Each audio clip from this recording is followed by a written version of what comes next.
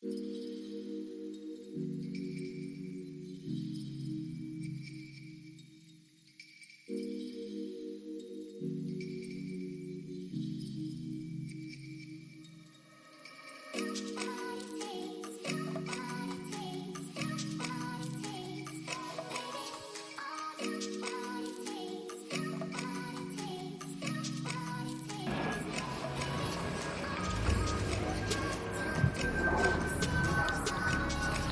bonjour les amis et bienvenue dans cette nouvelle vidéo.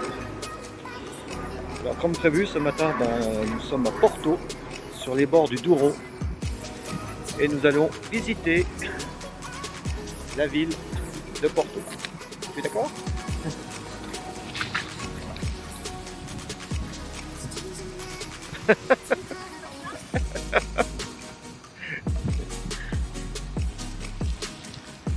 Il fait un temps un peu gris, mais il fait beau. Il fait chaud du moins. Ça va être sympa.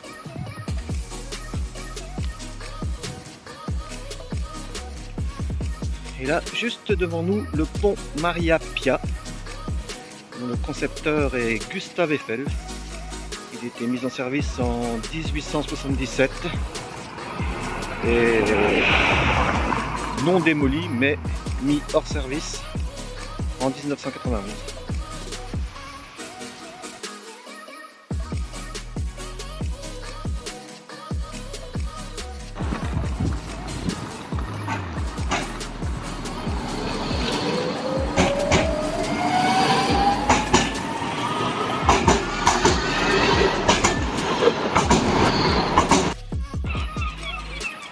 Regardez un peu comme c'est beau. Toutes les couleurs, toutes les façades des maisons. Là, j'appelle ça un tableau. Franchement, c'est...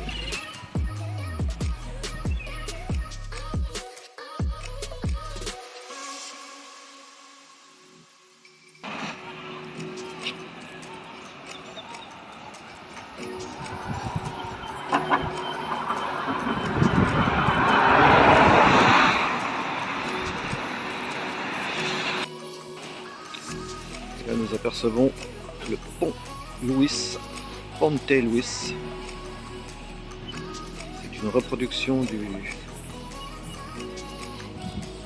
pont Maria Pia, une reproduction du pont Gustave Eiffel.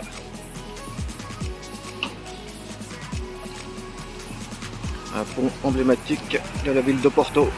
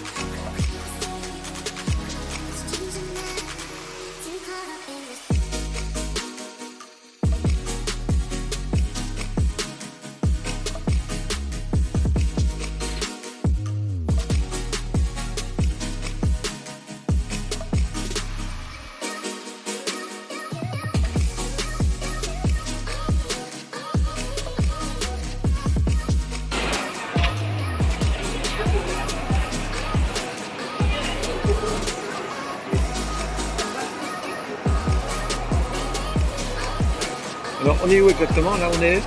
Au marché couvert Bolo. D'accord. Je sais pas comment ça se prononce.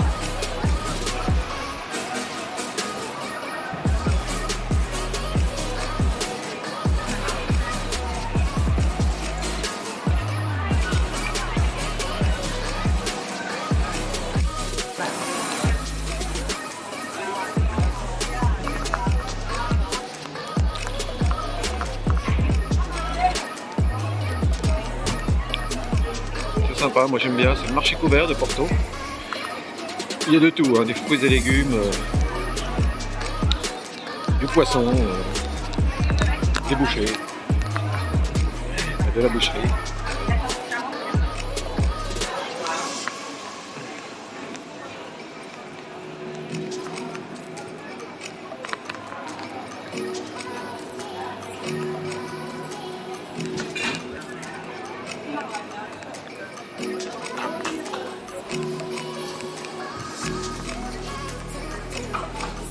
Des belles fleurs.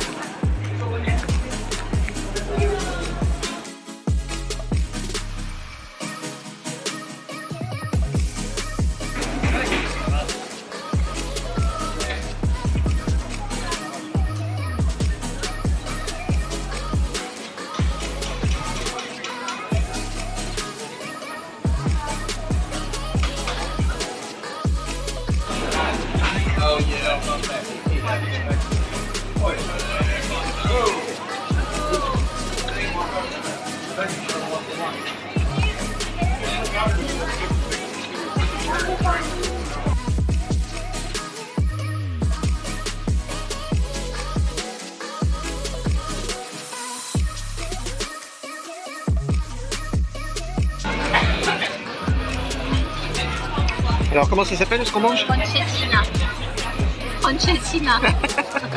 Et c'est quoi exactement? C'est un croque-monsieur à la française, soi-disant. D'accord.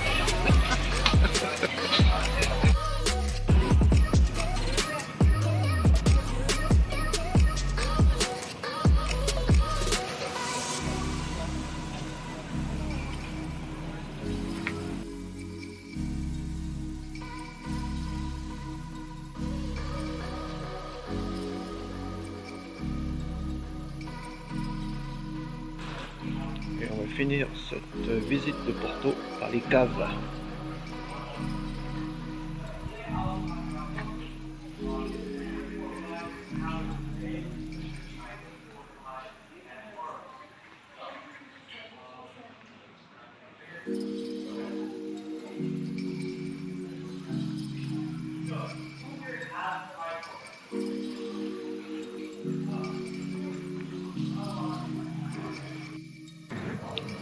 Ça là-haut c'est une...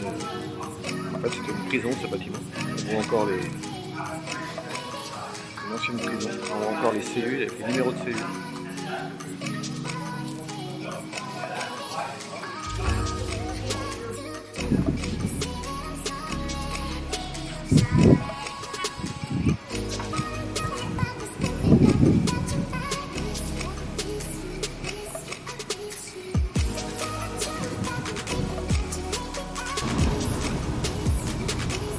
Nous sommes sur la Nationale 2, nouvelle journée qui commence pour nous. On vient de faire tamponner notre passeport à Villarreal. Bon, Villarreal c'est une petite ville, il n'y a pas grand chose à voir. Pour l'anecdote, on a quand même été faire tamponner notre passeport à l'hôtel de police. On est tombé sur des policiers très sympathiques. Voilà, donc là nous avons repris la Nationale 2. Direction Faro. Et là, je vous laisse admirer un petit peu le paysage. Bon, je vais mettre ça en accéléré, comme ça nous permettra de vous faire une petite idée sur la route, beaucoup de vignes et beaucoup de petits villages perchés. On a le beau temps aujourd'hui, tout est réuni pour passer une bonne journée.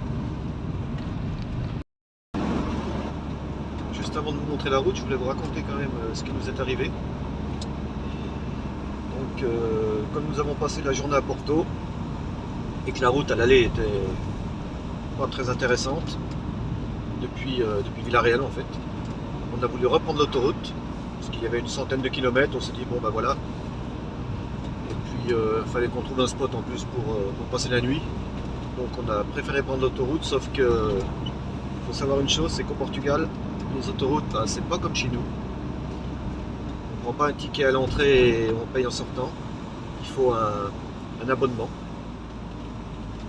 Et puis, et en plus, moi je me suis trompé. Hein, au lieu de prendre ticket, je sais pas ce que j'ai fait. Bon, bah, bref, j'ai pris comme si j'étais abonné.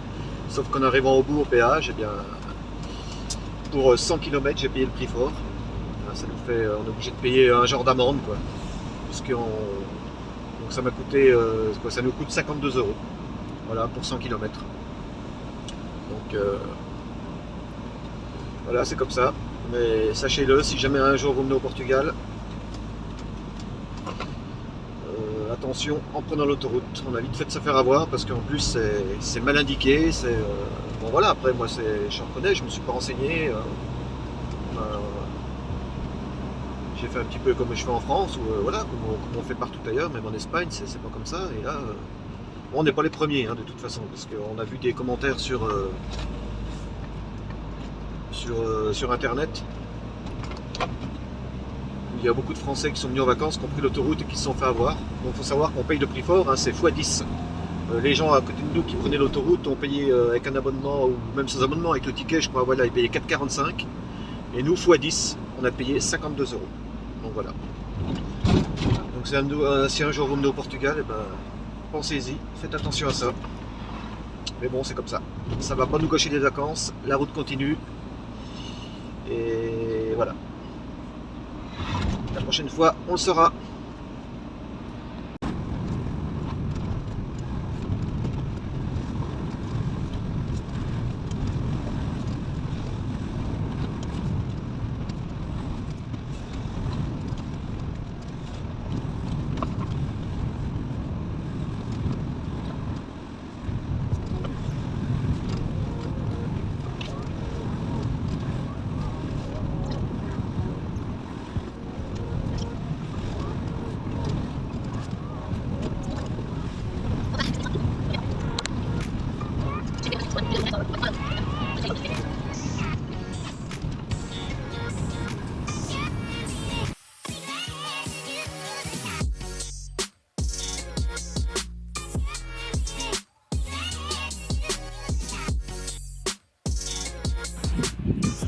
C'est vrai que j'ai oublié de vous parler de quelque chose en fait depuis Chavez, donc depuis le kilomètre 0 de la Nationale 2.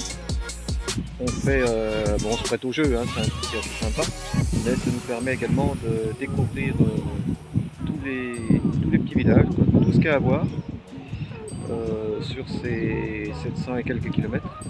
En fait, c'est un petit passeport. Alors voilà, c'est un petit passeport qu'on a récupéré à Chavez dans un magasin, hein, et il nous emmène tout au long de la Nationale 2. Et à chaque fois qu'on passe dans les petits villages ou dans les endroits, hein, des lieux touristiques bien sûr, hein, il y a plein de choses à visiter. Et ben, on rentre soit à l'office du tourisme, soit dans un commissariat de police, soit chez les pompiers, voilà. Et tout au long de ce périple, mais on fait tamponner à chaque fois qu'on a passé les étapes qui nous sont présentées sur ce petit passeport. Donc voilà. Oui, comme je dis, on s'est prêté au jeu, c'est très sympa. Donc kilomètre 0 Chavez, et la fin, ça sera donc le dernier tampon, ça sera à Faro. On va essayer de faire tamponner entièrement ce petit livret, et ça nous permet de vraiment découvrir le Portugal, au centre du Portugal, c'est-à-dire tous ces petits villages qu'on n'est pas censé voir sur la côte ou sur des endroits qui sont un peu trop touristiques à notre goût. Voilà.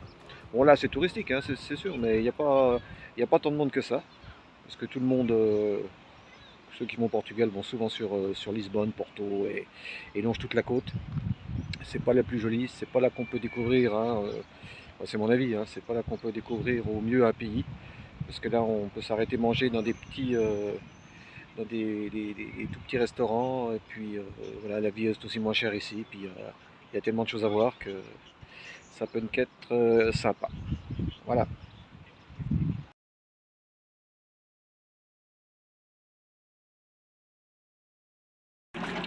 Regardez un peu, ça fait partie de la route. Voilà. Et où est-ce que j'ai trouvé ça? Et bien, tout simplement en allant voir la borne de la Nationale 2. Donc voilà, hein, c'est pas compliqué, regardez un peu tout ce qu'il y a là. Toutes les prunes qui sont pas cueillies. Voilà, voilà. Donc on va remplir un sac ou deux.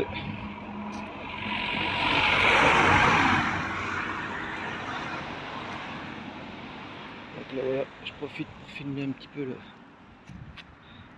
Nous sommes à Lamego.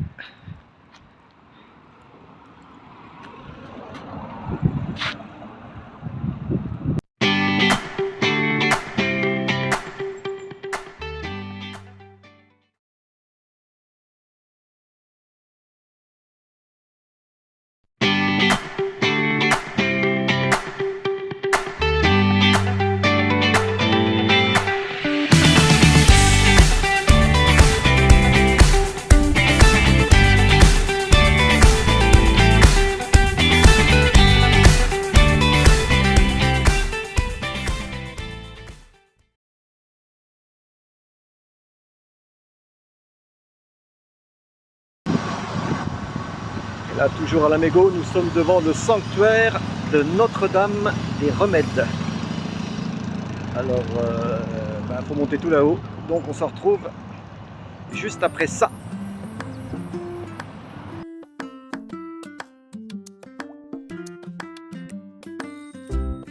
Alors nous, comme on est très prudent, vous voyez, on ne sait pas si elle est potable, donc pour le savoir, on va la boire. Comme ça, on comme ça on le saura. Voilà, apparemment c'est tout vu. Donc je sais pas si je vais boire un coup finalement.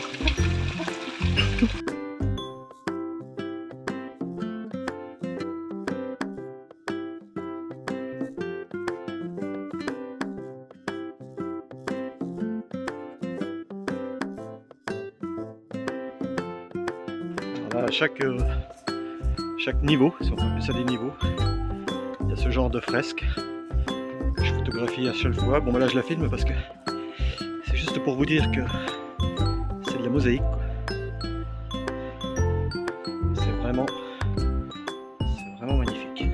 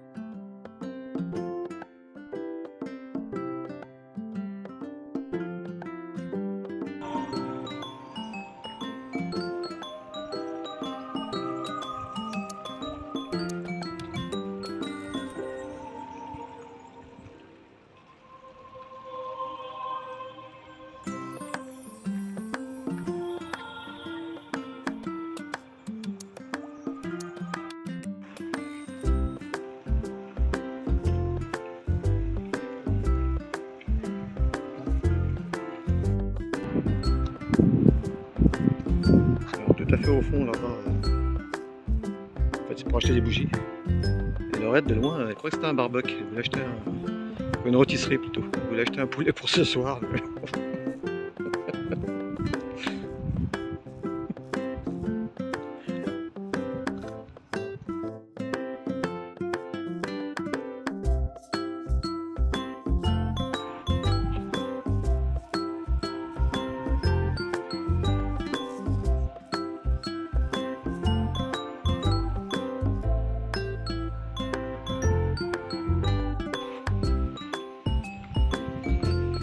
Après l'eau bénite, on va se boire une bière.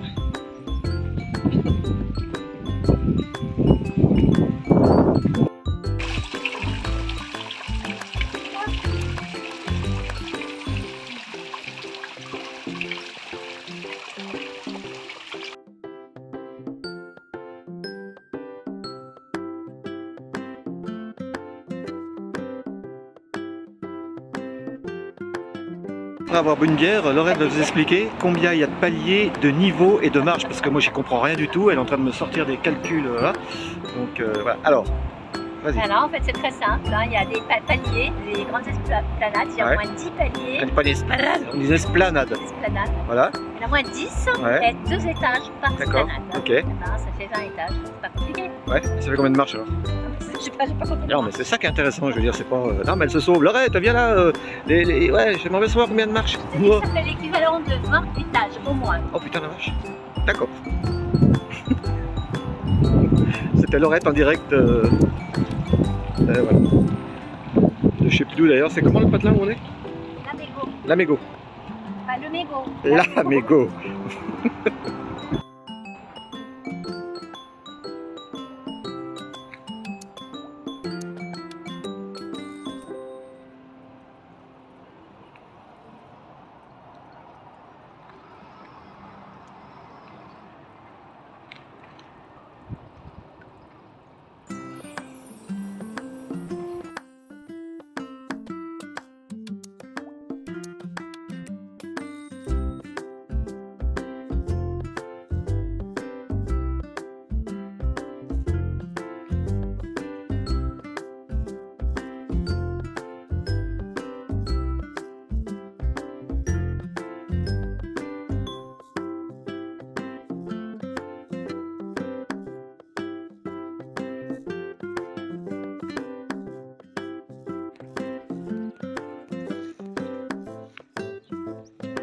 On a quitté l'Amégo.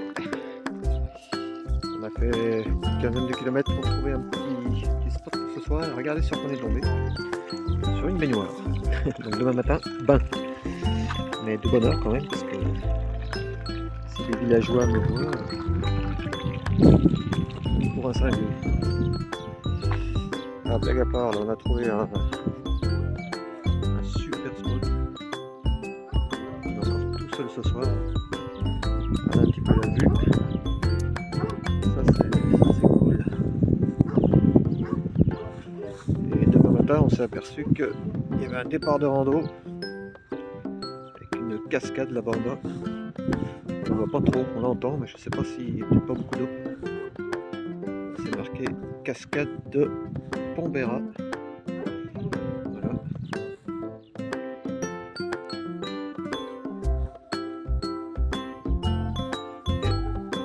Pour ce soir avec les tables.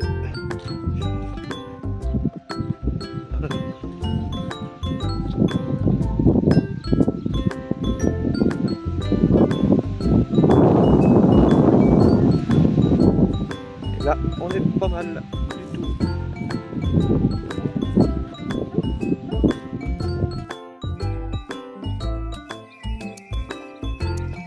Et ce matin une petite visite.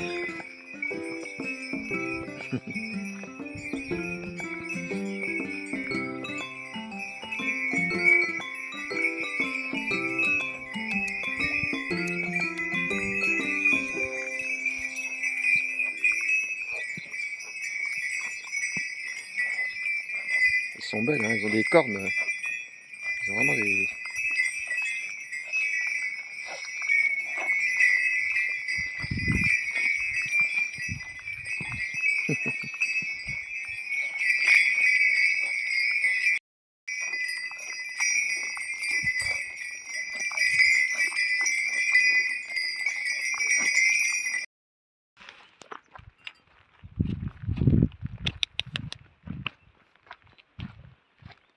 Alors, C'est la carte du sol.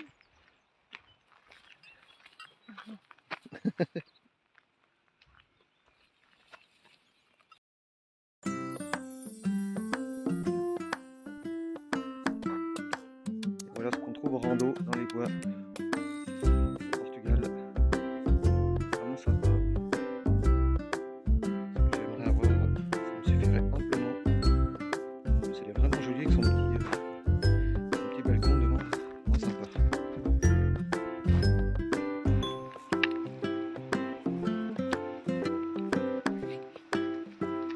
En fait, là, il y a tout un site aménagé. Ils ont fait un espèce de mirador. C'est vraiment sympa. Et on voit tout à fait en bas, là, la passerelle. Je sais pas si on peut la voir comme ça. Ah si, voilà. Je grandis un peu, on est bon.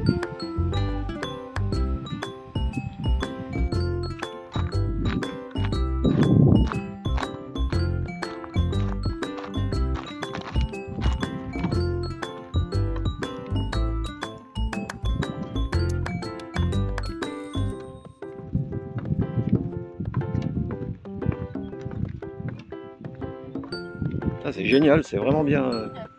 Ah, c'est tout neuf, oui. Ça se trouve, on est les premiers sur la passerelle. Wow, c'est impressionnant. Wouh, ça, c'est génial.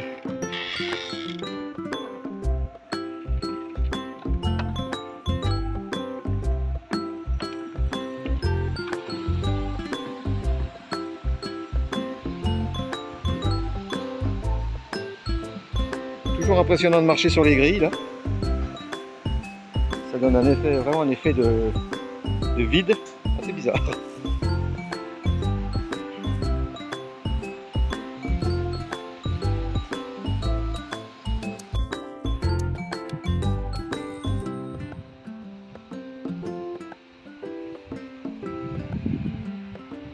Un site magnifique. Nous sommes à la cascade de Pondera. On va essayer de descendre un peu. Pour l'instant, c'est vraiment vraiment hard. On va descendre plus bas. On va essayer de trouver une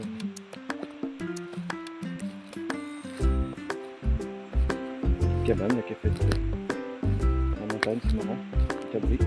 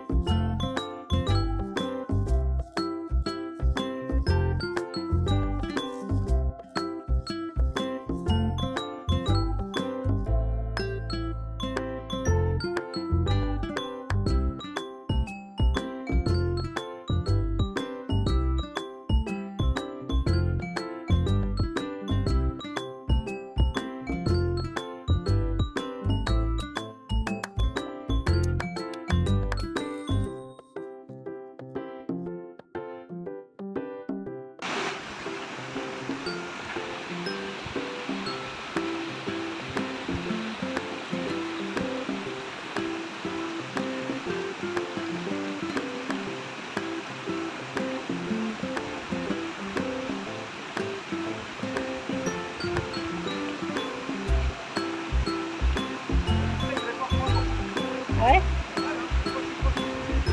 On dit qu'elle n'est pas si froide que ça.